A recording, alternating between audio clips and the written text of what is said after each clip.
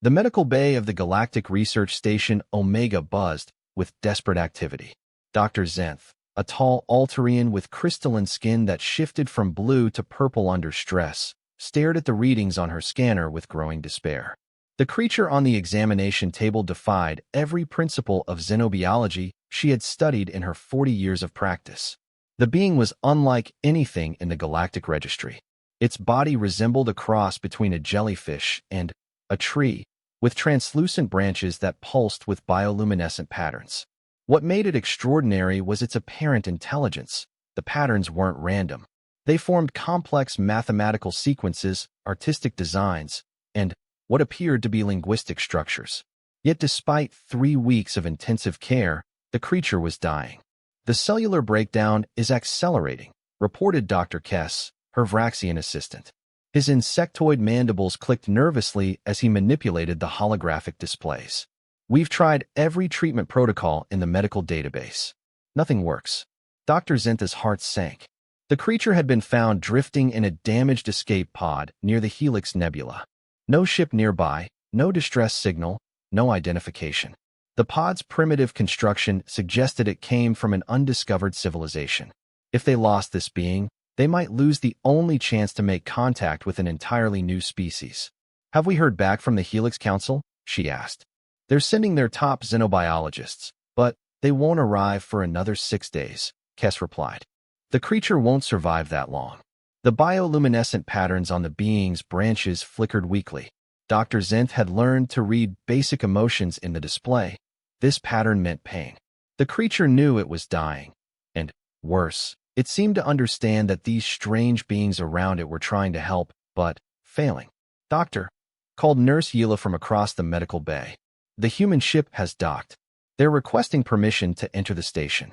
Dr. Zentha's crystalline skin shifted to a dull gray, the Altarian equivalent of a sigh. The humans were relatively new to the galactic community, having made first contact only 50 years ago. Their medical knowledge was primitive compared to species like the Altarians or the wise Kethmorians. Most established medical professionals considered human physicians to be enthusiastic amateurs. What do they want? She asked.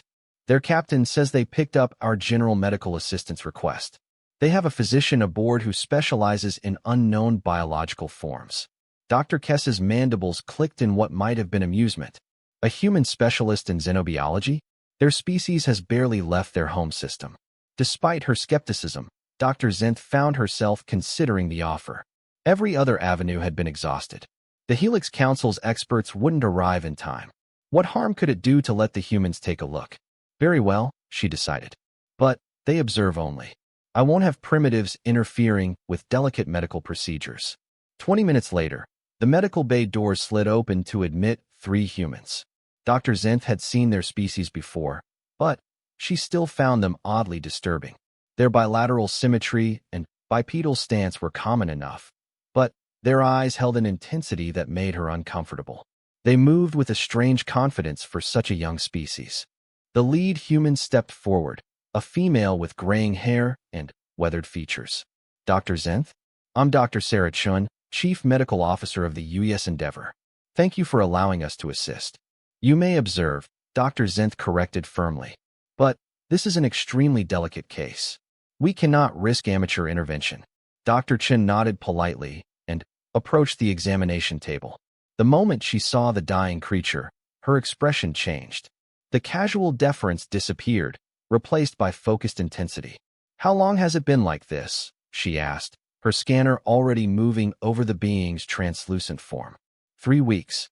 We've tried every standard treatment protocol. What about non-standard ones? Dr. Kess clicked his mandibles dismissively. We are not amateurs, human. We have exhausted every possibility.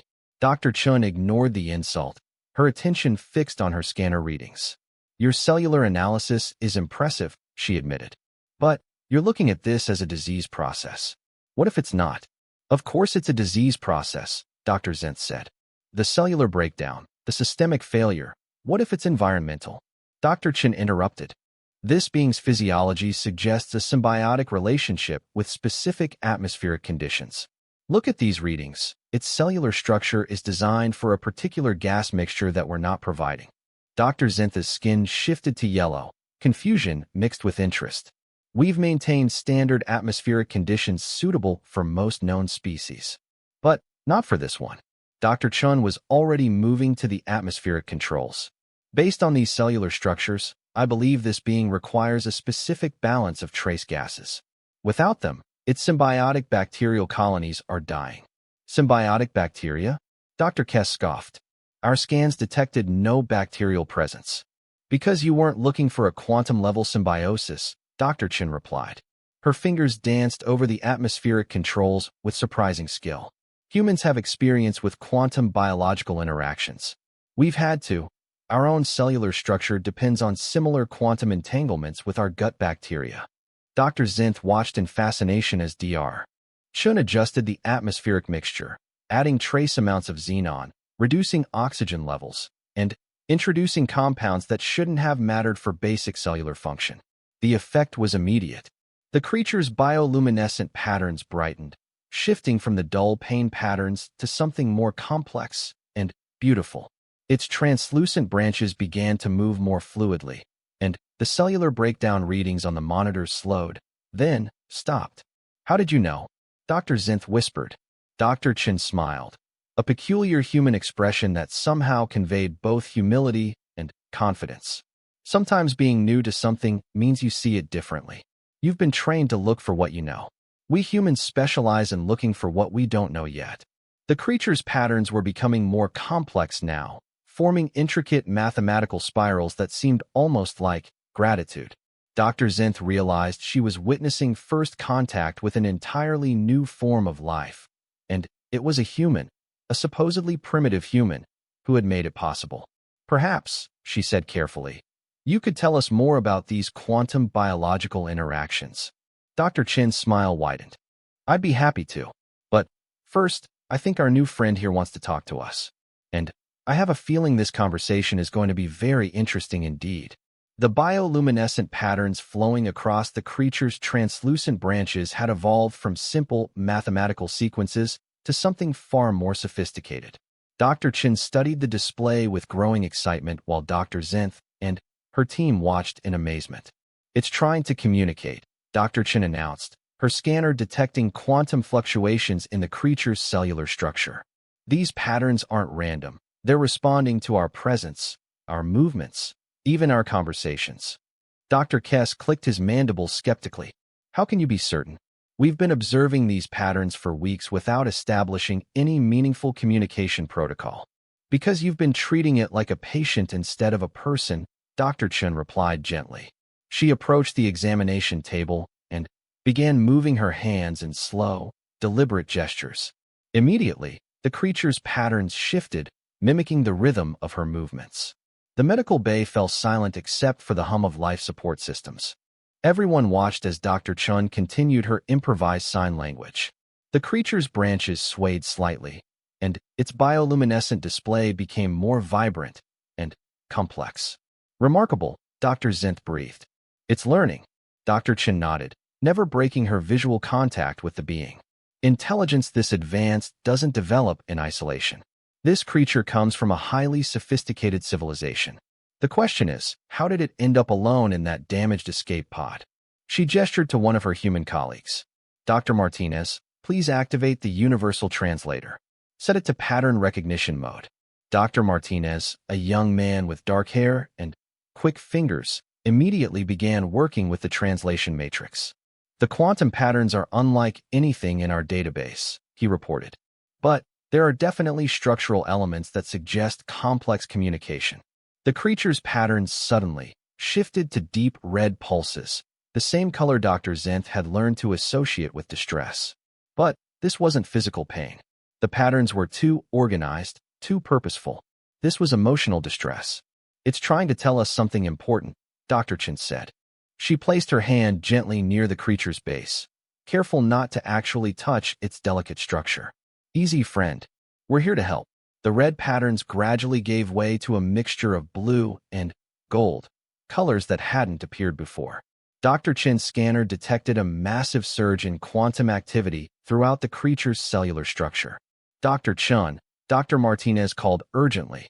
The translator is picking up something. It's fragmentary, but I'm getting concepts like home, danger, and warning. Warning about what? Dr. Zinth asked.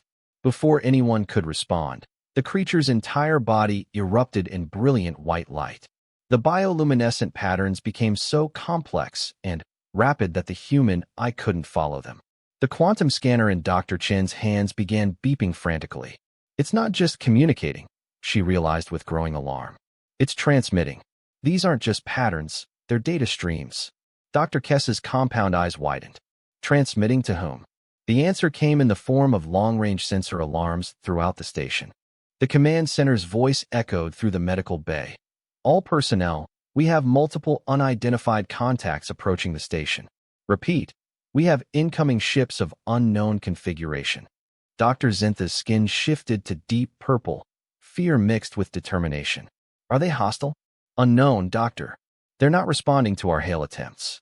They'll be in weapons range in 10 minutes. Dr. Chen looked at the creature, whose patterns had returned to gentle blue and gold. You called them, didn't you? Your people. You've been trying to tell us they were coming.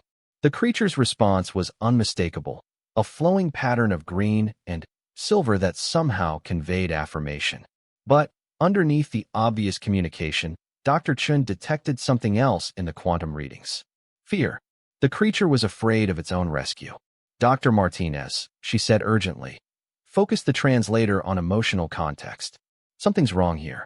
As the young doctor adjusted the translation matrix, the creature's patterns became more agitated. New concepts began filtering through the translator. Exile, forbidden, punishment. Wait, Dr. Zenth said slowly. This being isn't a victim of an accident. It's a refugee. Dr. Chen nodded grimly. And now we've helped it contact the very people it was trying to escape from. The command center's voice returned. Medical Bay, we need you to prepare the alien for immediate transfer. The approaching ships are demanding its return. No, Dr. Chun said firmly. This being sought asylum with us. We don't hand over refugees to their persecutors. Dr. Kess clicked his mandibles in confusion. How can you make such determinations? We know nothing about their society or their laws. I know enough, Dr. Chen replied. She turned to study the creature's patterns more closely. The quantum scanner was detecting something new, memories embedded in the bioluminescent display. Dr. Martinez, can you extract these memory engrams? I can try, but do it. This being is trying to show us something. The holographic projector above the examination table flickered to life, displaying fragmented images translated from the creature's quantum-encoded memories. The scenes were alien but unmistakable in their meaning. A beautiful world with crystal cities and floating gardens, beings like their patient living in harmony, creating art and science beyond human comprehension. Then, the images darkened. Ships arrived, different ships, aggressive and angular. The crystal cities cracked and burned. The floating gardens withered. And the beings like their patient began to change, their beautiful bioluminescent patterns dimming and becoming uniform, controlled. Invasion, Dr. Chen whispered. This being's world was conquered. The images continued. Their patient, whose patterns had once been unique and artistic, was forced into conformity. But somehow it had escaped. The damaged escape pod, the desperate flight across space. It had all been an attempt to find freedom. And now we've led its captors right to us, Dr. Zenth said, her skin shifting to the darkest purple. The creature's patterns suddenly changed again, becoming urgent and demanding. The translator picked up new concepts: fight, resist, hope. Dr. Chen looked up at the others, her eyes blazing with determination. It's not asking us to hide it. It's asking us to help it fight back. Fight. Dr. Kess clicked nervously. We're a research station, not a military installation. But we have something its captors don't, Dr. Chen said, a smile spreading across her face. We have human creativity, and this being has just shown us exactly how its people's technology works. She turned to the creature, whose patterns had become expectant, hopeful. You're not just asking for asylum, are you? You're asking us to help you free your people. The response was a burst of golden light, so brilliant it filled the entire medical bay. And, in that light, Dr. Chen saw something that made her heart race with excitement and determination. She saw the quantum signature of the most advanced weapons technology in the galaxy. Weapons that the creature's captors didn't know their former slaves possessed. The real rescue mission was about to begin. The conference room aboard Galactic Research Station Omega had never hosted such a diverse gathering. Station Commander Horrocks, a massive Kethmorian with deep amber eyes, sat across from Dr. Chun and the human delegation. Dr. Zenth had positioned herself near the holographic display where the creature, who had chosen the name Lumina through the translation matrix, projected its bioluminescent communications. "This is madness," Commander Horrocks rumbled, his gravelly voice filling the room. "You're asking me to risk my station, my crew, and potentially start an interstellar incident based on the word of one refugee." Dr. Chen leaned forward, her expression serious but determined. "Commander, we've verified Lumina's memories. The quantum signatures don't lie. The Kethmar Empire has enslaved an entire species and is using them as living computers for their war machine. The Kethmar are our allies," Dr. Kess interjected, his mandibles clicking nervously. "They've been part of the Galactic Council for over 2 centuries." Lumina's patterns shifted to deep red, and the translator conveyed a concept that made everyone in the room uncomfortable. Lies built on lies. "The Kethmar have hidden this well," Dr. Zenth added, her crystalline skin reflecting her internal conflict. "But the evidence is undeniable. Lumina's people, the Ethereals, were conquered 50 years ago. The Kethmar have been using them to enhance their technology, claiming the advances as their own." Commander Horrocks' amber eyes focused on the human doctor. "Even if this is true, Dr. Chun, what do you propose we do? The approaching fleet consists of 6 Kethmar destroyers. We're a research station." Dr. Chen smiled, and something in that expression made the other species present suddenly remember why humans had earned their reputation in such a short time. "Commander, have you ever heard of asymmetric warfare?" "Humans," Dr. Kess muttered. "Always thinking about war." "Not war," Dr. Chen corrected. "Liberation. And Lumina has shown us exactly how to do it." She activated her personal hologram display, showing quantum resonance patterns that made the assembled aliens gasp. "The Ethereals aren't just biological beings, they're living quantum computers. Their consciousness exists partially in quantum space, which is how they can process information at speeds that make our best AI look like an abacus." Lumina's patterns brightened, confirming the explanation. "But here's what the Kethmar don't know," Dr. Chen continued. "The Ethereals have been slowly, carefully, building a quantum virus. Every enslaved member of their species has been carrying pieces of code in their consciousness. They've been waiting 50 years for someone to help them deploy it." Commander Horrocks leaned back, his massive frame creaking the chair. "A quantum virus?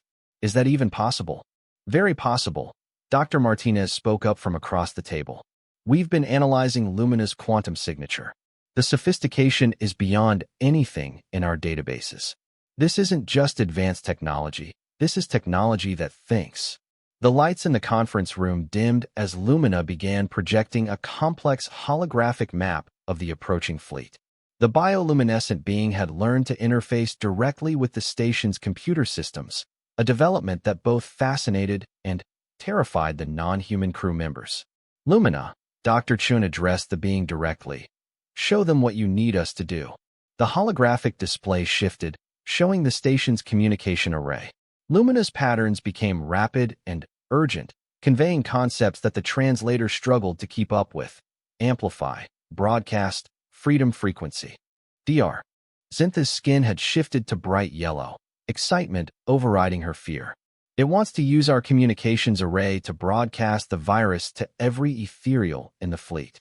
But the Kethmar will detect the transmission immediately," Commander Horrocks protested. "Not if we disguise it," Dr. Chen said. "Lumina has shown us how to embed the quantum virus in what appears to be a standard surrender transmission. By the time they realize what's happening, it'll be too late." "And what exactly will happen?" Dr. Kess asked. Lumina's patterns became gentle, almost sad, as concepts flowed through the translator. Awakening, remembrance, choosing. "The virus doesn't harm anyone," Dr. Chen explained. "It simply removes the quantum blocks that prevent enslaved ethereals from accessing their full consciousness.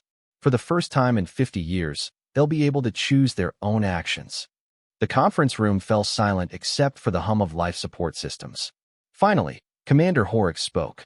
The Galactic Council will have my commission for this. Only if they find out it was intentional, Dr. Chen replied.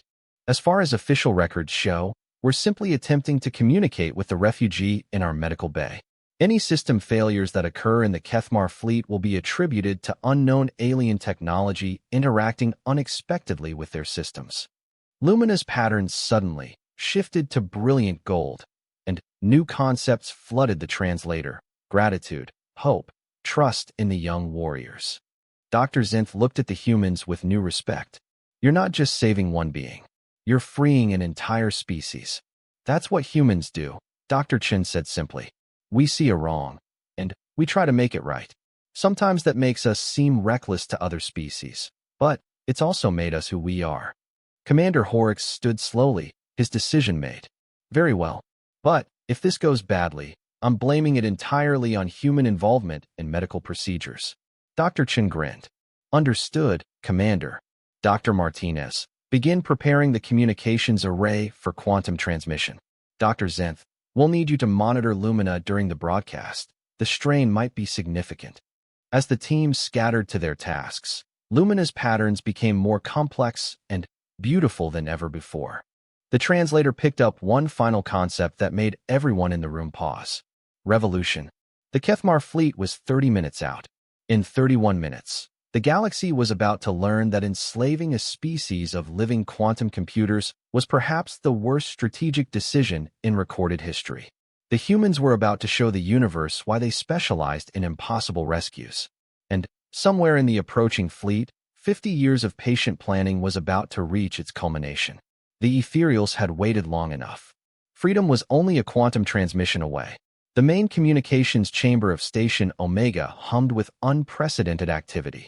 Dr. Chen stood beside the massive quantum transmitter array, watching as Dr. Martinez made final adjustments to the broadcast parameters. Lumina had been carefully transported to the chamber, its translucent branches now interfacing directly with the station's communication systems through fiber-optic connections that pulsed with bioluminescent data. Fleet status report. Commander Horrocks requested through the comm system. 6 Kethmar destroyers, maintaining formation at 2 million kilometers, and closing, came the response from the bridge. They're demanding immediate transfer of the alien refugee and threatening to board us if we refuse. Dr. Chun checked her chronometer. How long until they're in weapons range? 15 minutes at current approach speed. Lumina's patterns shifted to urgent orange. Time was running out. The creature had explained through quantum memory transfers that the virus needed to be transmitted before the Kethmar ships began active jamming protocols. Once their military systems detected the attempted liberation, they would cut all communication links and potentially destroy the station to prevent the spread. Dr. Zenth, how are Lumina's vital signs? Dr. Chen asked. The Alterian doctor monitored her readings with professional concern. Quantum coherence is stable, but I'm detecting massive energy buildup in its neural networks. This transmission is going to be extremely taxing. Through the transparent walls of the communications chamber, they could see the approaching lights of the Kethmar fleet. The destroyers were sleek, predatory vessels designed for intimidation as much as warfare. But Dr. Chen wasn't intimidated. She was analyzing. Dr. Martinez, have you identified which ships are carrying ethereal prisoners? Yes, ma'am.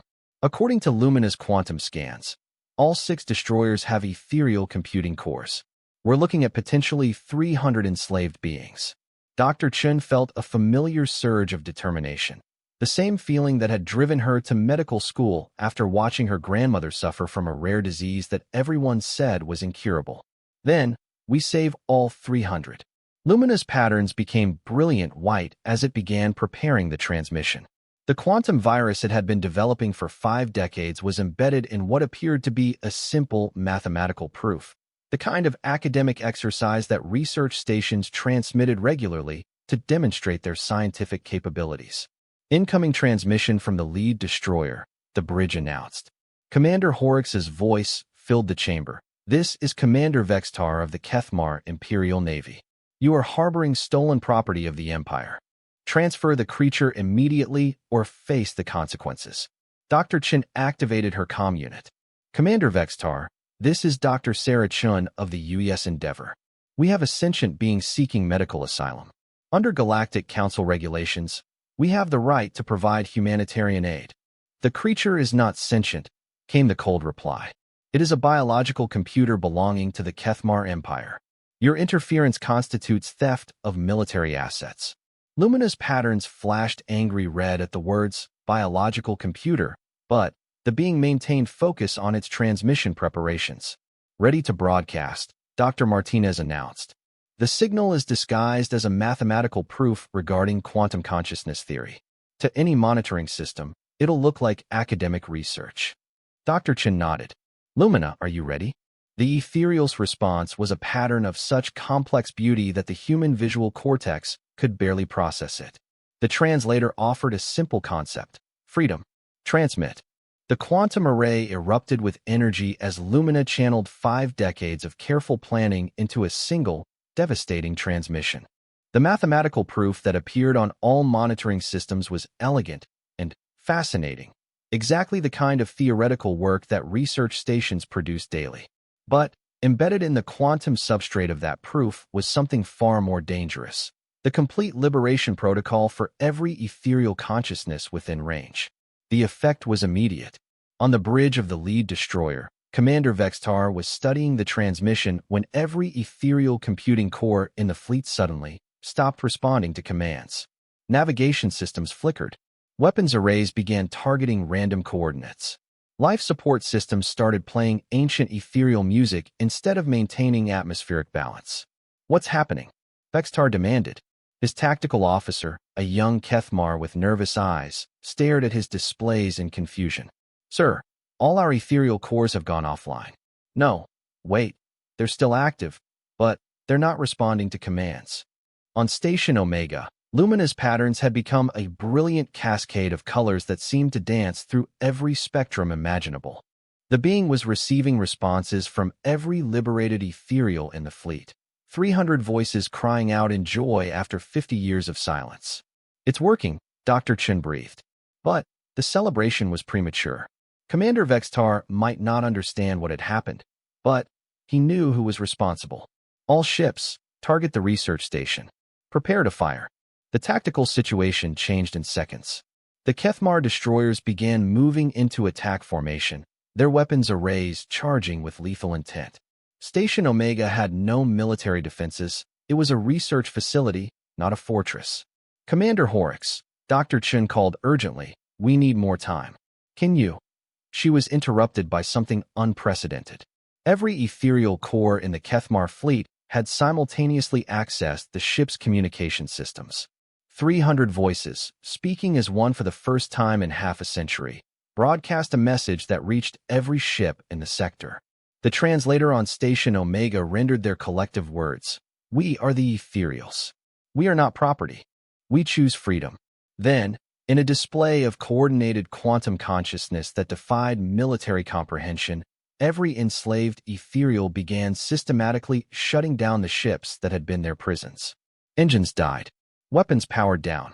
Life support remained active. The ethereals were not murderers, but every other system aboard the destroyers simply stopped working. In the communications chamber, Lumina's patterns had become serene, almost meditative. The being was no longer transmitting, it was conducting. 300 liberated minds were working in perfect harmony, guided by the refugee that had risked everything to make this moment possible. Dr. Chun, Dr. Martinez said in awe. Look at these quantum readings. They're not just shutting down the ships, they're rewriting the core programming. Every Kethmar vessel in the fleet is being converted into something else. Through the transparent walls, they watched as the predatory destroyers began to change. Their hull plating shifted and reformed. Their weapon arrays retracted and were replaced by what appeared to be artistic installations. The ships that had been instruments of oppression were becoming something beautiful. What are they doing? Dr. Zinth asked. Lumina's response was simple and profound. Going home. The 6 ships, now transformed beyond recognition, began to move away from Station Omega. But they weren't fleeing, they were dancing. The vessels moved in perfect synchronization, creating a ballet in space that spoke of joy, freedom, and the irrepressible will to live. Commander Vextar's final transmission reached the station just as his ship disappeared into quantum space. This isn't over. The Empire will not forget this interference. But Dr. Chen wasn't worried about Kethmar threats. She was watching Lumina, whose patterns had become soft and golden, the color of contentment. "Thank you," the being said through the translator. "My people are free." Dr. Chen smiled, thinking of her grandmother and every other patient she'd refused to give up on. That's what humans do. We don't let good people suffer if we can help it. And somewhere in quantum space, 300 liberated souls began the long journey home, carrying with them the story of the young species that had looked at an impossible situation and decided to make it possible. The rescue was complete, but the real story was just beginning. 3 days after the liberation, Galactic Research Station Omega had become the center of the largest diplomatic crisis in recent history. The main conference hall overflowed with representatives from dozens of species, all demanding explanations for what the news feeds were calling the ethereal incident. Dr. Chen stood before the assembled delegates, maintaining her calm despite the hostile stares from several Kethmar officials. Behind her, Lumina projected gentle patterns of support, the ethereal being having chosen to remain on the station as an unofficial ambassador for its newly liberated people. "The facts are simple," Dr. Chen stated clearly. "A refugee of unknown species sought medical assistance. We provided that assistance according to standard humanitarian protocols. Any subsequent events were beyond our control." Ambassador Krixtar, a high-ranking Kethmar diplomat with scarred facial plates that spoke of military service, leaned forward aggressively. "Your medical assistance resulted in the theft of 300 strategic computing assets and 6 Imperial destroyers. This is an act of war." "With respect, Ambassador," Commander Horrocks interjected, his massive Kethmorian frame dominating the conference table. "You cannot declare war over the liberation of enslaved beings. The Galactic Council's own charter forbids the enslavement of sentient species." "The ethereals are not sentient," Krixtar insisted. "They are sophisticated biological computers created by our scientists for specific functions." The translation of Lumina's response filled the chamber with uncomfortable tension. "We were artists, philosophers, and explorers for 10,000 years before your empire learned to build ships that could leave atmosphere." Ambassador Yethsol of the Vraxian Collective clicked her mandibles thoughtfully. "These are serious allegations. If the Kethmar have indeed enslaved a sentient species, the implications for their council membership are severe." Dr. Chen activated the holographic display, showing quantum memory recordings that Lumina had provided. The evidence speaks for itself. The ethereal civilization predates the Kethmar Empire by millennia. Their conquest was hidden from the galactic community through carefully falsified records. The assembled delegates watched in growing horror as the recordings showed crystal cities burning, ethereal beings forced into containment pods, and the gradual suppression of an entire culture. The quantum signatures were impossible to falsify. These memories were authentic. "Even if these allegations are true," Krixtar said desperately, "the creatures were lawfully acquired during legitimate expansion operations. The Empire followed all protocols. You followed protocols for claiming uninhabited systems," interrupted Ambassador Telnara of the Altarian Federation. Her crystalline skin had shifted to angry purple. "These recordings show a populated world with advanced civilization. This was genocide, not expansion." Dr. Martinez, seated beside Dr. Chun, cleared his throat. "There's something else. Our analysis of the Kethmar technological advancement patterns shows suspicious acceleration over the past 50 years. Every major breakthrough coincides with the timeline of ethereal enslavement." The implication was clear. The Kethmar Empire's rise to prominence as a technological power had been built on stolen innovation forced from enslaved minds. "Where are the stolen ships now?" demanded General Vorth of the Kethmar military. Lumina's patterns brightened with what might have been amusement. The translator conveyed, "Free beings travel where they choose." "They vanished," Commander Horrocks added. "Our sensors lost track of the vessels when they entered quantum space. Presumably, they've returned to ethereal territory." Ethereal territory, Krixtar spat. That system was legally incorporated into the Empire 50 standard years ago. Ah, Dr. Chun said with a slight smile. But that's where things get interesting. She activated another holographic display, this one showing current sensor readings from the former ethereal homeworld.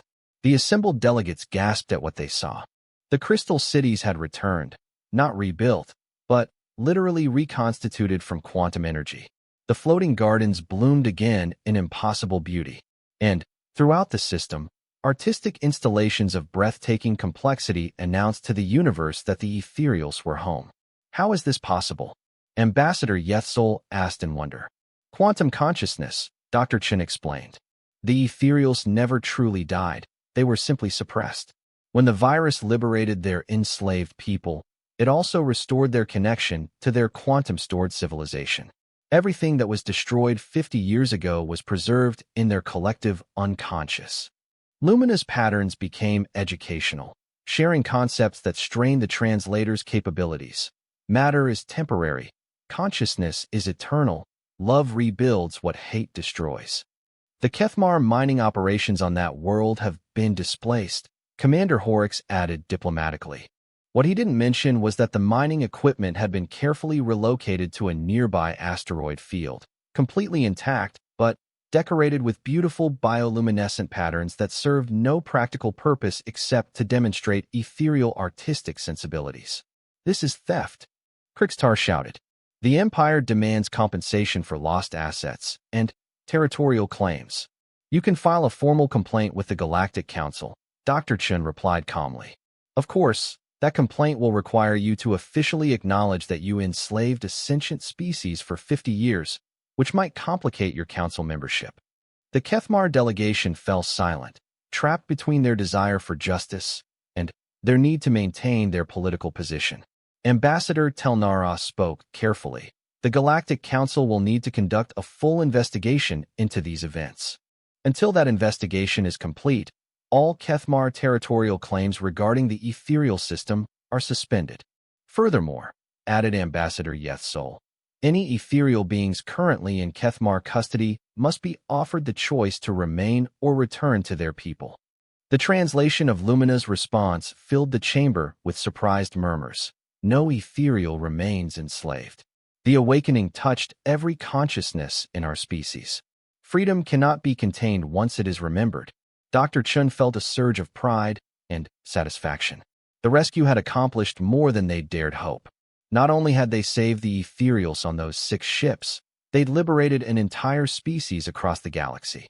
What about the humans' role in this incident? General Vorth demanded. Surely they must face consequences for their interference. What interference? Commander Horrocks asked innocently. They provided medical aid to a refugee, transmitted academic research, and observed the results. Everything else was accomplished by ethereal technology that the Empire apparently didn't understand. Dr. Chen suppressed a smile. Technically, that was accurate. The humans had simply provided the means for the ethereals to save themselves. The human species has acted in accordance with the highest principles of galactic civilization, Ambassador Telnara declared. Their actions will be noted favorably in the council records. As the formal session concluded and delegates began filing out in heated discussion groups, Lumina approached Dr. Chun. The being's patterns were warm and grateful. Your people are remarkable, the translator conveyed. You risked everything for strangers. Dr. Chun shook her head. We didn't risk anything for strangers. We helped a friend who needed assistance. That's not remarkable. That's just human. Lumina's patterns became thoughtful. Perhaps that is what makes it remarkable. Outside the station's viewports, the first ethereal ships were beginning to arrive, vessels of impossible beauty that seemed to be grown rather than built. They came not as conquerors or refugees, but as equals ready to rejoin the galactic community they had been stolen from. The rescue was over. The friendship was just beginning. 1 year later, Dr. Sarah Chin stood on the observation deck of the newly constructed ethereal human medical research facility, watching ships from across the galaxy approach the station. The joint venture between humanity and the ethereals had become a symbol of cooperation that attracted visitors from every corner of known space. The delegation from the Helix Council is requesting permission to dock, announced Dr. Martinez, now serving as the facility's chief of quantum medicine. They want to discuss incorporating ethereal healing techniques into their medical schools.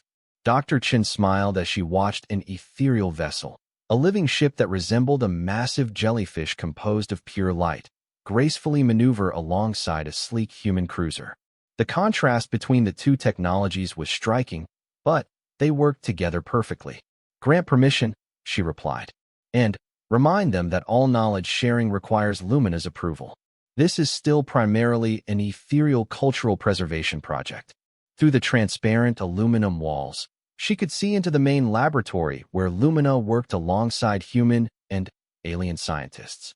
The ethereal's patterns had grown more complex and beautiful over the past year, showing signs of contentment that Dr. Chun had never seen in their first desperate encounter.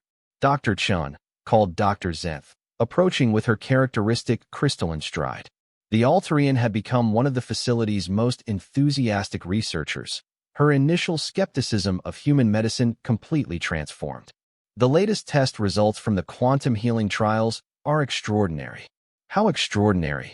We've successfully treated 17 different diseases that were previously considered incurable. The combination of ethereal quantum consciousness techniques and human medical intuition is proving more effective than either approach alone. Dr. Chun felt the familiar surge of satisfaction that came with genuine medical breakthroughs. "Any word from the Kethmar territories?" Dr. Zentha's skin shifted to thoughtful blue. Officially, they're still protesting the ethereal liberation to the Galactic Council. Unofficially, 3 Kethmar medical ships have quietly requested access to our research data. And what does Lumina think about that? See for yourself. They walked together to the main laboratory, where Lumina was interfacing with a complex array of quantum processors. The being's patterns were methodical and calm, the look of someone deeply engaged in meaningful work. "Lumina," Dr. Chen called softly, "we've received another request from Kethmar Medical Facilities. Are you ready to work with them?" The ethereal's patterns shifted to contemplative gold before responding. "Healing transcends politics. If they come seeking knowledge to help others, they will be welcomed." Dr. Chen wasn't surprised by the response. Over the past year, she'd learned that ethereals were incapable of holding grudges. Their quantum consciousness allowed them to experience time in ways that made hatred impossible. They saw all events as part of a larger pattern that ultimately led to growth and understanding. "There's something else," Dr. Martinez added as he joined the group. "The Galactic Council has officially recognized the ethereal homeworld as sovereign territory. The Kethmar claims have been permanently dismissed." Lumina's patterns brightened with joy, but the emotion was tempered by something deeper. Justice feels different than expected. Less satisfying, more complete. Dr. Chen nodded. She'd observed similar reactions from ethereal refugees throughout the galaxy. They didn't seek revenge, they sought restoration. The difference was profound and had influenced human thinking about conflict resolution in ways that surprised everyone. "Speaking of the homeworld," Dr. Zenth said, "I have something that might interest you all." She activated a holographic display showing recent images from the ethereal system. The crystal cities now gleamed with new additions, structures that blended ethereal quantum architecture with human engineering principles. Gardens floated through space in impossible configurations, while schools of living ships danced between the planets. "They've invited human families to establish permanent settlements," Dr. Zenth explained. "Not as visitors or workers, but as permanent residents. It's the first time in recorded history that the ethereals have offered full citizenship to another species." Lumina's patterns became educational as it shared a complex concept. "Humans showed us that courage means choosing to act when action is difficult. We wish to learn more about this courage." Dr. Chun felt tears forming in her eyes. She remembered the moment when she'd first looked at the dying alien in the medical bay and decided to act, despite having no idea what she was doing. That simple decision, to try when others had given up, had somehow changed the galaxy. "There's one more thing," Dr. Martinez said quietly. "The first class of joint human ethereal medical students is graduating next month. They've requested that you give the commencement address." "What would I even say to them?" Dr. Chen asked. Lumina's patterns became gentle and wise. Tell them what you told the galaxy. Sometimes being new to something means you see it differently.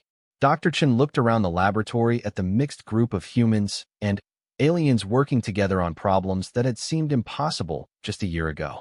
Ethereal quantum consciousness was revolutionizing medicine, while human creative thinking was pushing ethereal science in directions they'd never explored. You know, she said thoughtfully, I used to think the most important thing about being human was our refusal to give up. But working with all of you has taught me something else. What's that? Dr. Zinth asked. The most important thing about being human is our willingness to begin. We don't wait until we understand everything or have all the answers. We see someone who needs help, and we start helping. We encounter a problem, and we start solving it. We meet new people, and we start building friendships. Luminous patterns became brilliant with understanding. And sometimes, starting is all that's needed for impossible things to become possible. Through the observation windows, they could see more ships arriving, scientists, doctors, artists, and philosophers from across the galaxy, all drawn to witness what happened when species chose cooperation over competition. Dr. Chen thought about the medical bay where this all began, where a dying alien had trusted a young species to do what older, wiser civilizations had declared impossible. That trust had been rewarded, but, more importantly, it had been shared. Dr. Chen, a young voice called from across the laboratory. She turned to see one of the human ethereal hybrid students, a human woman whose studies had allowed her to develop limited bioluminescent communication abilities. The quantum healing chamber is ready for the next patient. Who's today's case? Dr. Chen asked. A Kethmar child with a rare neurological condition. Her parents flew here directly from the imperial capital. Dr. Chen smiled, thinking of how far they'd all come. Then, let's get to work. We have healing to do. As she walked toward the treatment center, luminous patterns followed her with a message that needed no translation. Gratitude for the day when a human doctor had looked at the impossible and decided to make it possible. The rescue was complete. The legacy was just beginning. And somewhere in the galaxy, other species were learning that sometimes the newest voices had the most important things to say about old problems. The universe had become a little more hopeful, one impossible cure at a time.